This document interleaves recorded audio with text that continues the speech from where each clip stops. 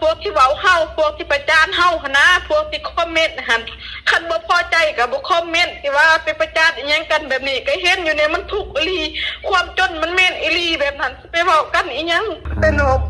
บ่มีหยังสิตอบแทนบ่เตียงน้องรู้สึกบ่มีหยังน้องคิดว่าน้องให้มุกว่าเขานี่เจ้าแม่น้ำตาบ่ว่าอ้างแต่น้ำตาเห็นแต่แก่โต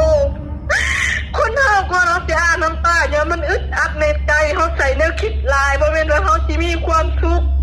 บางมื้อคิดลายก็จนบ่ได้กินข้าวบ่แม่นจะเว้าความทุกข์อายคันน้องตัวได้น้องบาปก็ได้น้องเป็นอีหยังก็ได้แล้วสิว่าน้องนี่ต้องอ้อยนี่บ่แม่นน้องบ่อยากเป็นคนแนวนั้นแต่ว่าเล่าหันอยากให้ซื่อๆดอกเงินหันแต่30,000หันสิฝ่าวหาเงินนี่คือสิขอเงิน130,000มื้อนี่มันสิใส่หนี้เบาเตียงเพิ่นบอก